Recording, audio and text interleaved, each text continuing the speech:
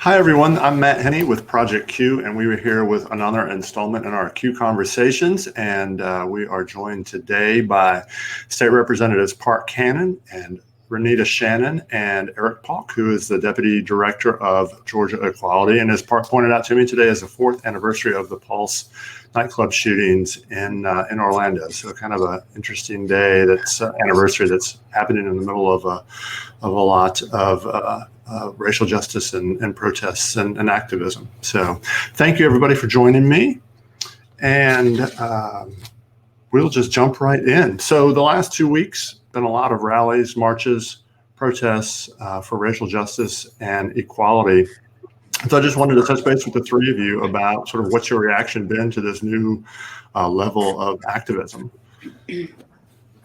Well, I'll jump in there, from the perspective of a millennial, progressive Democrat who's queer and who actually decided to run for office in 2015 because of the Michael Brown ruling and how no one was going to face the truth for murdering him. And knowing that I have a brother who looks just like many of these Black men, and yet I still have to, year after year, beg for the humanity to be seen in some of the most gentle giants that I know. I mean, my brother calls me Parky Poo. So the idea that anyone would see him as a threat is not only startling, but it is actually really mobilizing if you keep seeing this year after year. So this year, we saw the Atlanta uprisings, and we are very specific with calling these uprisings, whether they were violent or nonviolent, whether they were at a government building or at a business establishment. These uprisings have really shown the need for deeper action on issues that cause uprisings. And those issues being racial injustice and discrimination and police brutality. So I'm really excited to say that I have been, in the front, in the middle, and in the back of these protests out and around the streets of Atlanta, handing out masks and handing out water and trying to remind people some of the basic principles of protesting. Write your number on your hand, make sure someone knows where you're going. If you're getting arrested, have a strategy. And so if there's anyone else who is thinking about hosting a protest or hosting a rally, I want to thank you for that energy and also recommend that we can move this energy into spiritual healing. We can move some of this energy into vigils. And so we actually hosted a vigil last week on police brutality. And I hope that those who are able to attend in the Old Fourth Ward skate park, as well as in Adair Park too, were able to get some healing from that. And I was happy to see the marches and the uprising also, because as somebody who partially ran for office because of this issue of police brutality and the ability for police to kill folks and brutalize folks and nothing to be done about it, I was really happy to see the public out. And I'll tell you why. This is an issue that folks like myself and Park Cannon have worked on consistently since we've been elected. And what we have received from other elected officials is an unwillingness to address it. And so I'm happy to see the uprisings, because now the public is finally keyed into what Black and brown communities have known for quite some time, which is that the police are receiving a benefit of the doubt that is not earned or deserved in our communities. And they are one of the only parts of government that I can think about that consistently resists accountability and don't really have any accountability on them.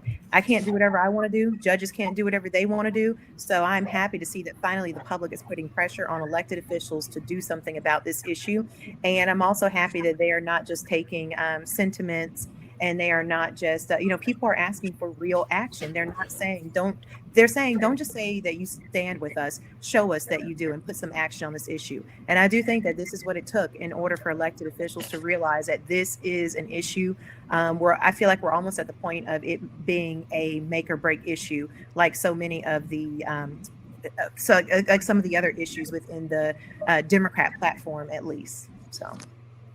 Yeah, and I just piggyback on that. One, just thinking Representative Cannon and Representative Shannon, I see this really as a continuation of a lot of the great work that they've been doing already, and a lot of the work that George Equality has been doing. I think that when we talk about the issues facing Black communities as it relates to police violence, are largely the same things that make communities of color, Black communities, vulnerable to things like HIV and issues around reproductive justice. And so, I also want us to be in conversation about how all these pieces really line up together, and really start to have conversations about anti-Blackness, and what anti-Blackness really means, which is, really just around this inability of, folks to see the humanity of Black people. And so, I think this is a part of a larger conversation.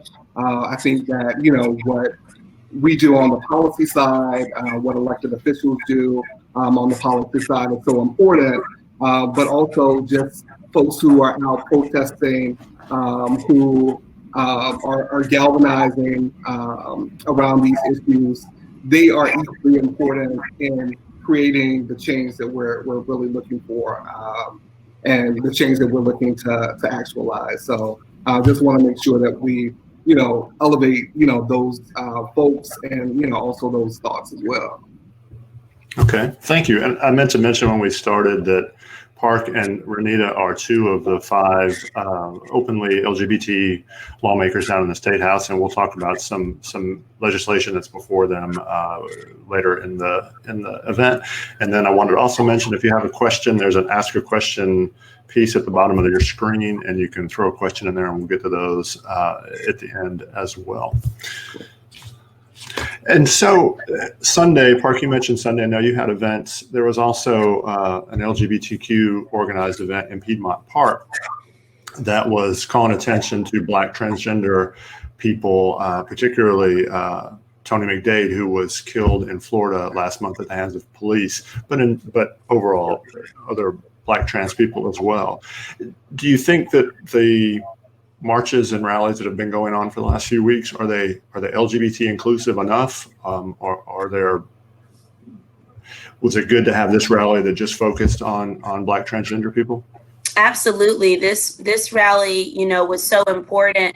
As we were planning our own vigil, some of the organizers from that event came into our planning space, and we really felt, since theirs was at Piedmont and ours was at the Old Fourth Ward skate park, as soon as they finished, they could walk down the Beltline and join our vigil and actually have some more of that emotional release. Because the truth is this: many people don't understand intersectionality and don't understand, if you are Black and transgender, whether you're transitioning to male or you're transitioning to female, you are entering 2 completely different camps, but you're also holding all those identities at the same time.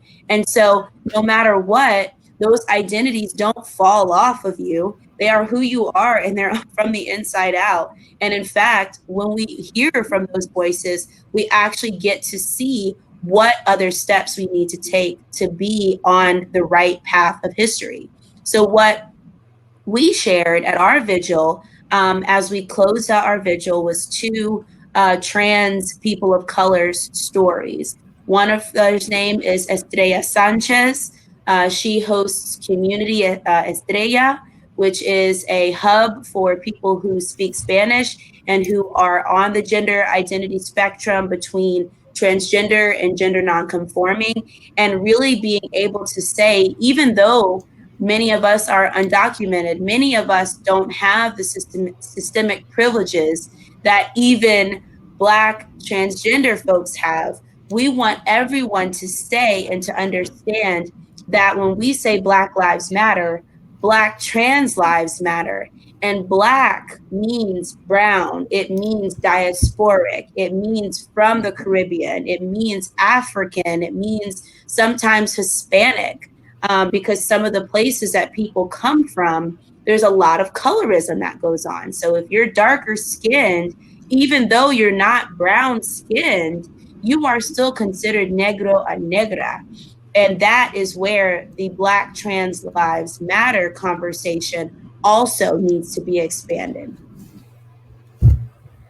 Yeah, I mean, about 55% of the trans women who were killed last year were in the South. And so, I think that as we're having conversations, we also should think about and talk about sort of like geography and the importance of like where we are situated.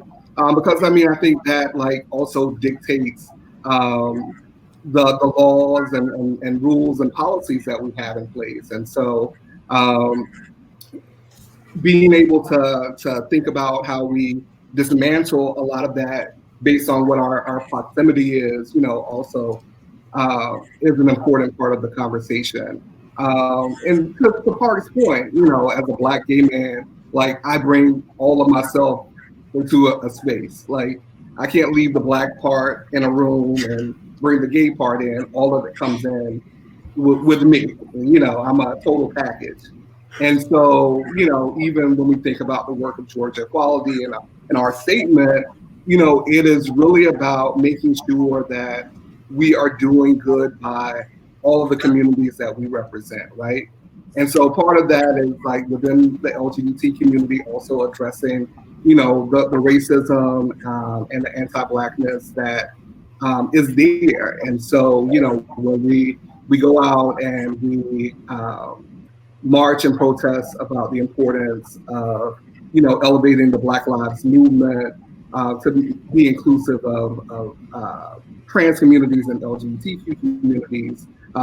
It also means that we're having conversations within the broader LGBTQ community about their racism and about, the history of racism that's been a part of the movement as well. And I'll just piggyback off of what Eric said. To Eric's point, we do need to have a conversation about where these incidents are really happening with the least amount of accountability, because this is a cultural shift that we need to make. We need to have deep conversations about humanity. And the reason why I say that is because through looking at the brutality and the killings of police, we see that this country just allows anything to happen to Black folks, but particularly trans Black folks. And so I remember just in the last 2 years, there was an incident where a Black trans woman was essentially beat down on a MARTA train, and folks did not do anything about it. And so that's something that, I just can't imagine sitting on the train watching that happen and nobody steps in. That is just something that is like completely unacceptable. And I do think that it is a part of what we need to really unravel in this country, which is a super high and consistent ongoing level of anti-Blackness in our culture. And Renitta, also just how, anti-Blackness also shows up in Black and brown spaces. Right. So, that's another part of it. Yes, white supremacy can be expressed by folks who are Black and brown, because it becomes, when it's a part of, of the country, it becomes a part of the culture. And that does create dynamics where sometimes you can see Black and brown folks who are promoting white supremacy and who are promoting anti-Blackness because it's a way for them to advance within that system. Mm-hmm. Some of the activism and the marches have called for legislative change, and one of those things that has been highlighted in the last 2 weeks is House Bill 426, which is a hate crimes measure. Georgia is one of 3 or 4 states without one, depending on how that count is tallied. But the hate crimes measure passed last year. It's LGBTQ inclusive, and it stalled, passed in the House, stalled in the Senate. And now there are new calls for passing that when lawmakers return to the Capitol on Monday. So, Park and Renitta, I wanted to get your take on the legislation and any thoughts you have on whether it's going to move and this kind of building pressure from the public is going to make a difference in the state Senate where the bill has languished. Well, I certainly think that there are 3 things. And, to be concise, I really think there are 3 things that the public should know about what is happening with hate crimes. One of them is the legislation in itself has a diverse group of people sponsoring it. You've got one of the oldest members of the Capitol. You've got the chair of the Black Caucus. You've got a white GOP lawyer. You've got an LGBTQ member on it. And then you've got the ballots. And so we were actually excited to see this kind of synergy happen and it show up on the top of a bill. Now, when we got into the hearing, which I think is the second thing that people need to know, is that many of the folks who actually went ahead and got reelected the other day, they voted against it. They got in the well and spoke against it. They talked about their mammies and why their mammies wouldn't want this, and while we all believe that we already live in a society where this isn't necessary. And so that opposition that came, it was organic. It was who these people are. It was how they feel in their homes. And they were enacting it through legislation, just like when they expelled the first Black members of the Georgia Legislative Black Caucus because they were Black, wrote legislation to expel them, even though they had already been elected. So really keying in on that's who these people are, and whether the politics have changed because of the uprisings, because of the things that are happening, we still need to hold those lawmakers accountable and their offices and their staff accountable for those decisions that they made. Had they made different decisions, had certain chairs and chair people and ranking members voted differently, spoken up differently, this bill already would have been through. The last part is that there is not a mandatory minimum in it. Even though people look online and see different versions of it and are trying to figure out, is it increased penalties? Is it a mandatory minimum? You know, how are we forwarding this conversation on restorative justice if we are throwing another year at someone to sit in a prison or a jail? And that really needs to be unpacked. Many different organizations have spoken and come to peace on where they land with this bill, because they're fighting for more and further systems of justice, or they're fighting for this moment right now. But that we do not need to be divided over this idea of whether we're adding to the criminal justice system, because the last thing I'll say is, if anyone in any state can show us how hate crimes are happening and the perpetrators are really the Black community, and so this is really going to impact the Black community in getting longer sentences, then to show it to me. Because we cannot find that anecdote now, or those facts. All we can see is anecdotes. Now, what we might see is Black folks hating on LGBTQ people. And the reason why this is so important, and this is already kind of understated in the law, which was the GOP point, which was we already have protections if you hate seniors and enact violence on them, or you hate pregnant people and you enact violence on them.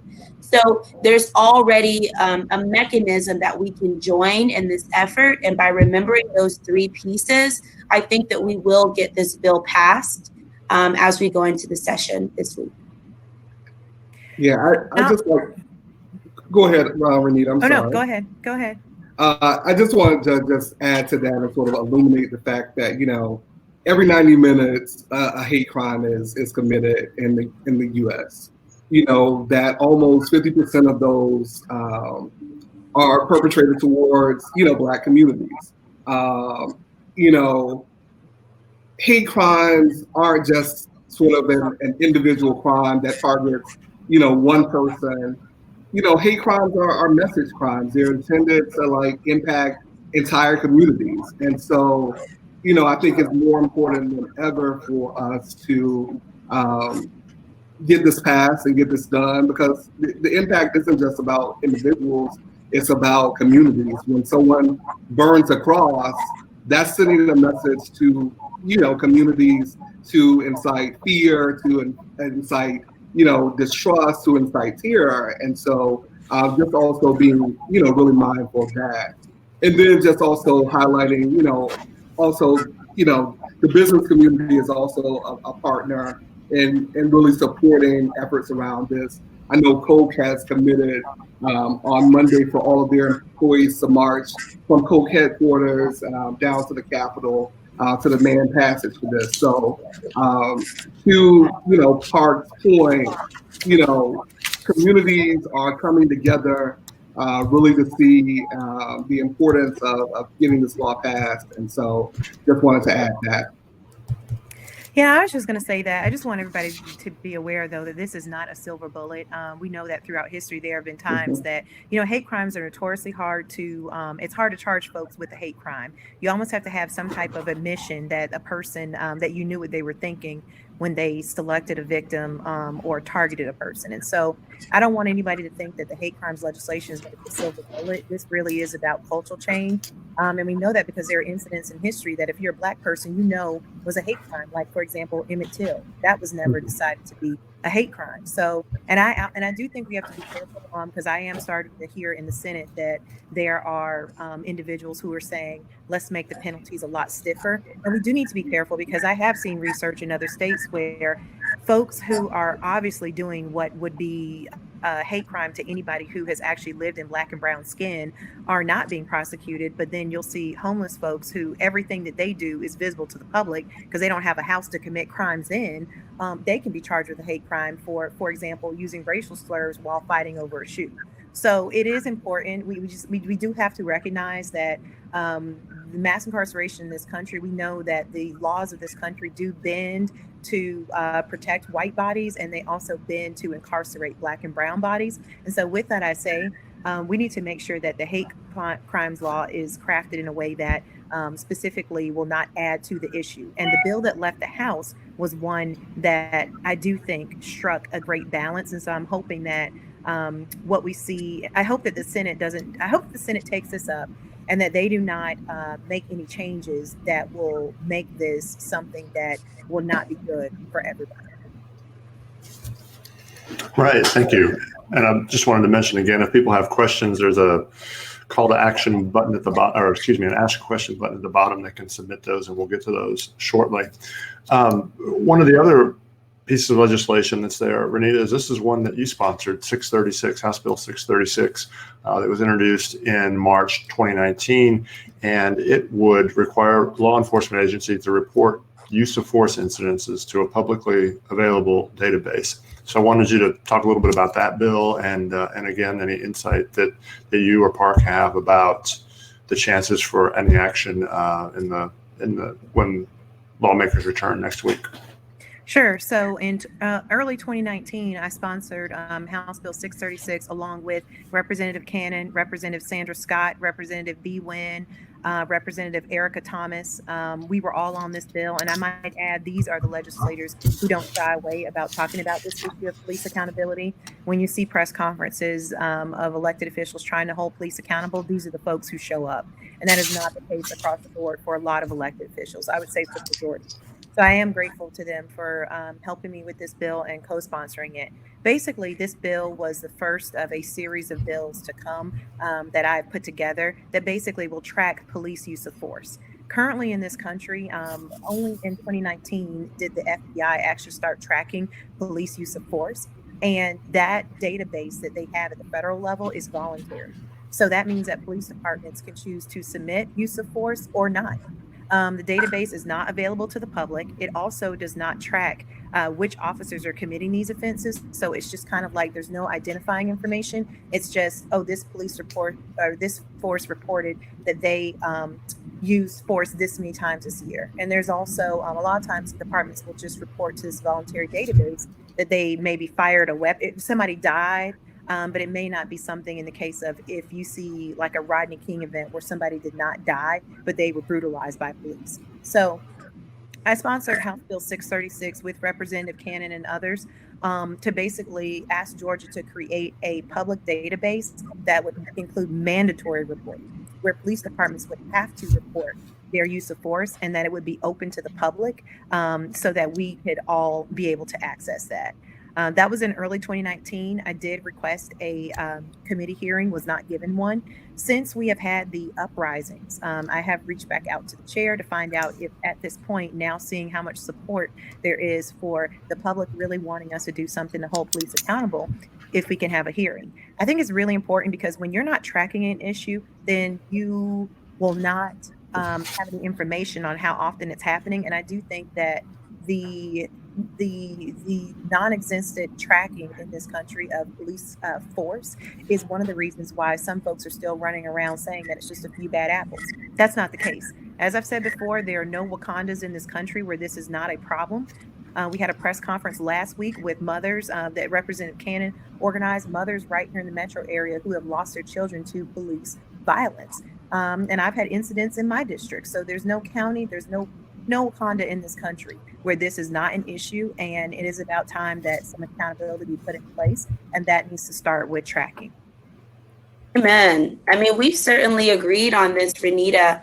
The energy, the willingness, the posture of the Public Safety and Homeland Security Committee is not so much so that they even respect the things that we bring to them, because they're so closely tied to the sheriffs. They're so closely tied to the NRA. They're so closely tied to the Klan.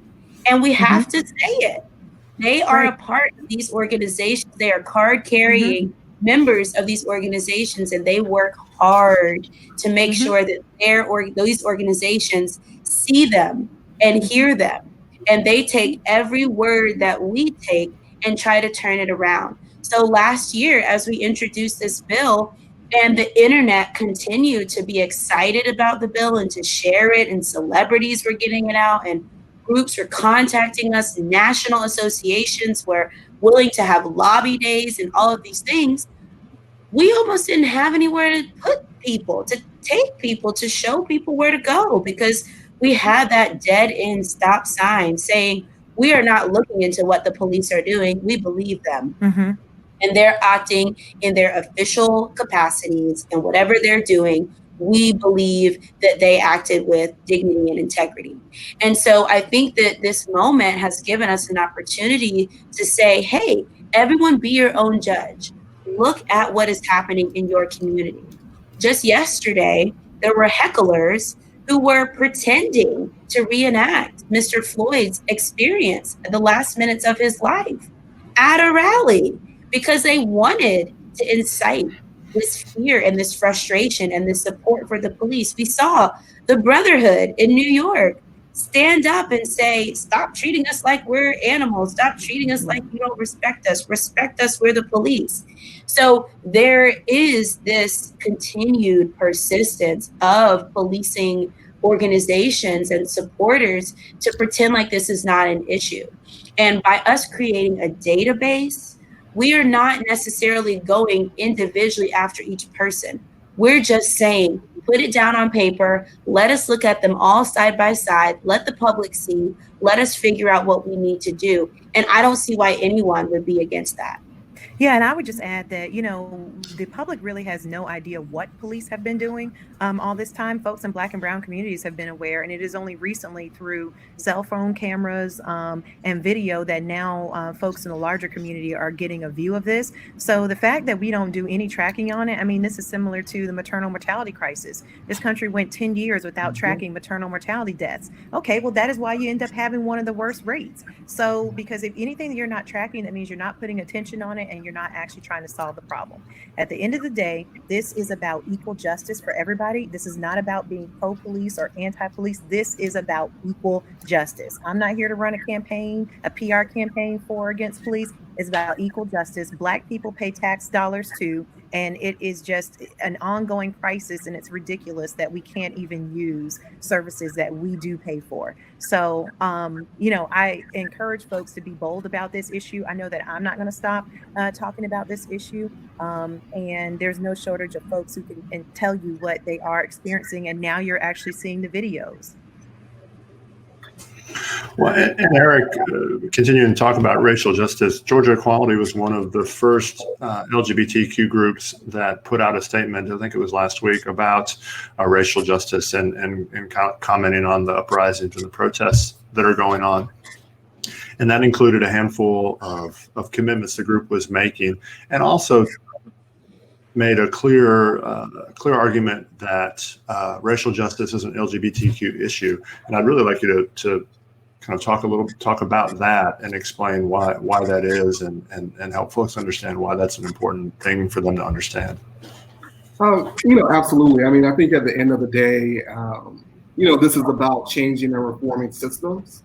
Like you have to change systems in order to really, get useful results.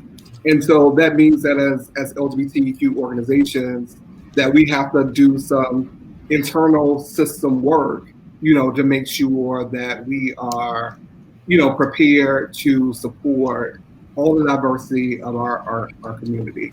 And so, in our statement, really outlining a number of steps that I think that, not just our organization, but other LGBT organizations can tack on to as ways to address the sort of internal system issues. And some of that, included some legislative things. We definitely talk about hate crimes, but also supporting legislation like 636, and other bills that help to chip away at some of the issues. Also, what does our support for Black trans communities look like? And so it has to be more than, just lip service. Like, how do we really support? How do we bring dollars in to support, Black trans folks in movement spaces? Also, just addressing the racism that exists within LGBT communities. And then I think, one that is super important is, doing a temperature check on your organization. Like, what does your senior leadership look like? What does your board composition look like? Those are things that are important if you're truly interested, invested in making the systematic changes that are really required at this point, to have a real focus on racial equity and racial justice. And so, we thought as an organization, we wanted a set of rules and standards that we can judge ourselves by, that hold us accountable. And so that was really, the thought around what our letter really expressed, and really calling on other folks within the community to do the same. Racial justice is an LGBT, issue. Like we've said several times during this conversation, we are whole people. We bring all of ourselves to the table. And so we need to make sure that in all of those spaces that we are safe, that our voices are heard, and that, folks are being held accountable. And so that was really the thought around that, and really the importance. And, it shouldn't necessarily take for, all the things that are happening in the world for folks to get on board with that. We should be doing that anyways, but I think it definitely serves as a reminder of what we can be doing, and provides a space and mechanism for us to hold ourselves accountable. Okay. Parker, Renitta, did you want to jump in on that? No, I'll just add to sum up. This really is an issue of us deciding that Black people are human. What we are seeing happen to Black folks by the police is something that we don't see happen to white folks, and that is why we don't see any videos pop up. Over and over again, we are seeing white men are able to go in and commit mass murder, school shootings, and other things, and the police find a way to take them in with no problem, not even a scratch on them, sometimes taking a Burger King on the way. And then we've got Black people who are being shot down in the street and brutalized. So this is an issue of accountability. It's not about training. It is about this country just deciding that Black and brown people are human and that we should have equal justice just like everyone else. Okay. And as we sort of wrap up, we have a couple of questions I wanted to pose to y'all that have come from some of the attendees. Let's see. The first one is there any data that passing HB 426 will stop hate crimes in Georgia? And where can we find the names of the specific legislators who are likely to vote against the bill?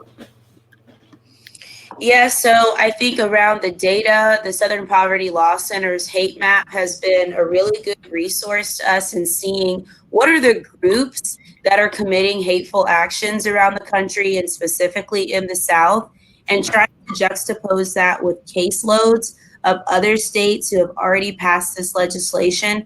Like I said, it's a little shaky to see how this will be the most impactful. But what we do know is that this will create the ability for us to track it.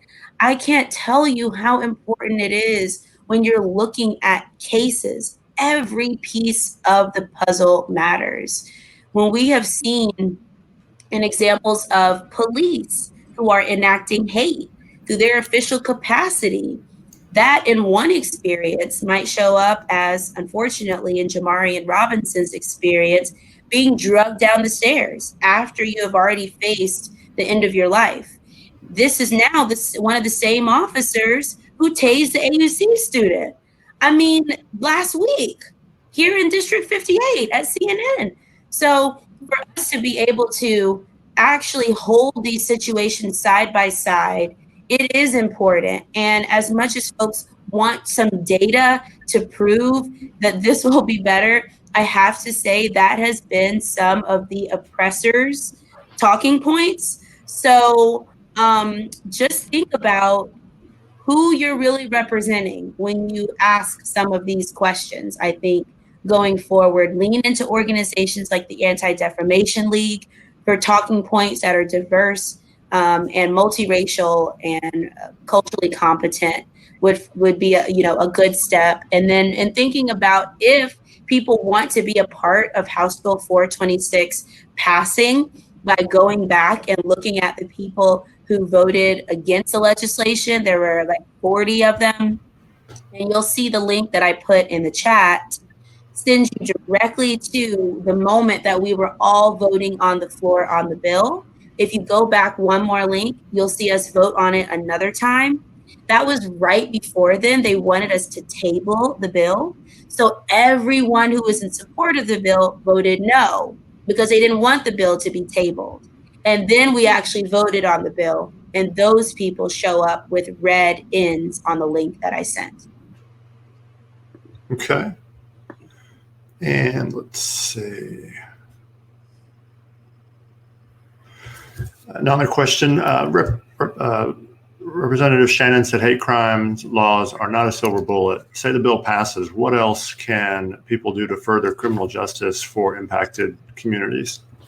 Oh, sure. So as I said before, there are many examples in the law where the law does bend to protect white bodies, and it also conversely bends to incarcerate Black and brown folks. So we shouldn't stop at, hate crimes, shouldn't stop at taking down Confederate monuments. Take down some of these bills that are systemic racism, like, for example, citizens arrest. After Ahmaud Arbery was shot and killed, murdered, I filed a bill immediately to repeal citizens arrest. I was surprised that Georgia even had a bill along the books that would allow citizens arrest.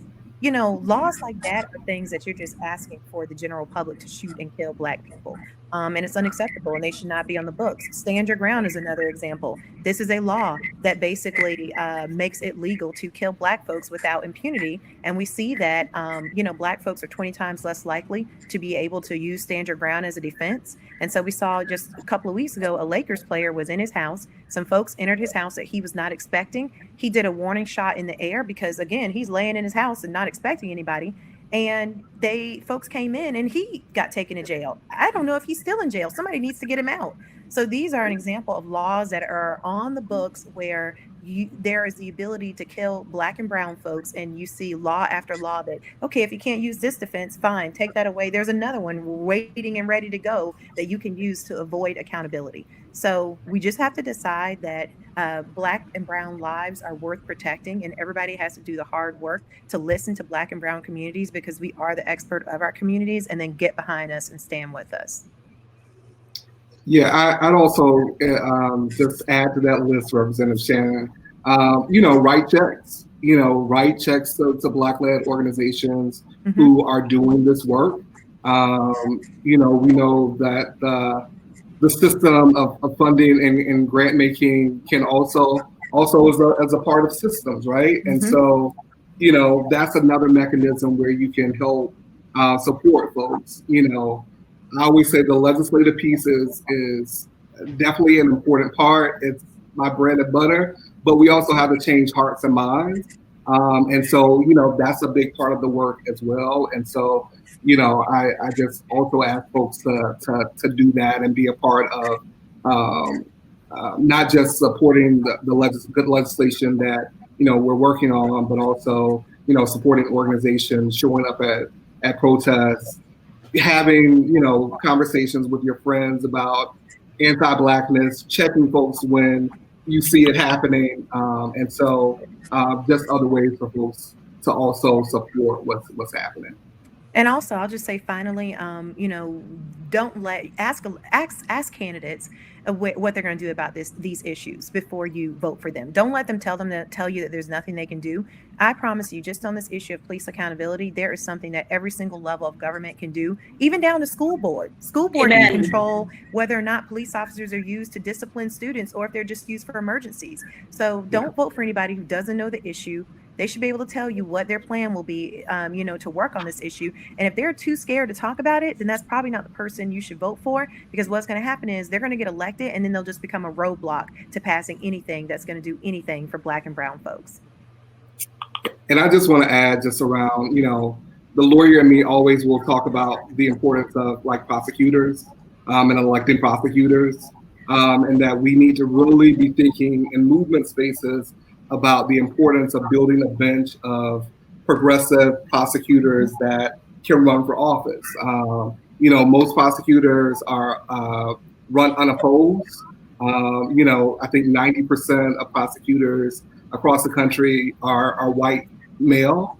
And so, this is another place where we need to be thinking about reform and bench building and ways to really change systems. Because you bring your bias to that role and to that job as well, and prosecutors have a ton of discretion, and so we need folks who are in those roles and in those positions who have a different sort of framework to work from and operate under. So just want to add that too.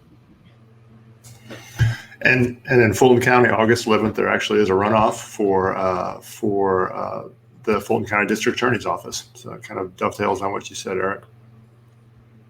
One final question from Robin Jones, and Robin asked, since Georgia has such a global media presence, particularly with CNN here, and film studios who make it their home, does anyone on the panel have an action plan to leverage that world-sized megaphone and getting out the word about both Black Lives Matter concerns here and globally?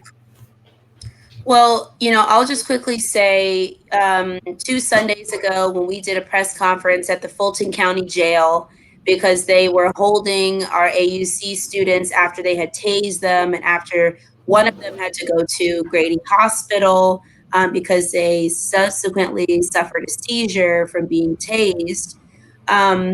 We spoke up about the need for a task force that includes members of the media and of the communications networks that we know to be most important. So this to be some of the VPs from Coca-Cola in partnership, the diversity officers at the Hawks, external affairs with Delta, brand strategists, communications directors with the Municipal Association, reality TV folks, photographers, NBA players, the VP at Tyler Perry Studios. So we are right now trying to put together the People's Uprising Task Force, and we are hopeful that the 27 members of the communications and other communities will come together to address policy and action that gets at the root of why uprisings happen.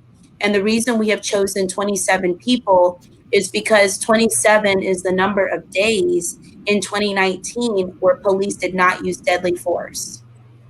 And out of 365 days, for it to be only 27 members, we know that the people have to come together.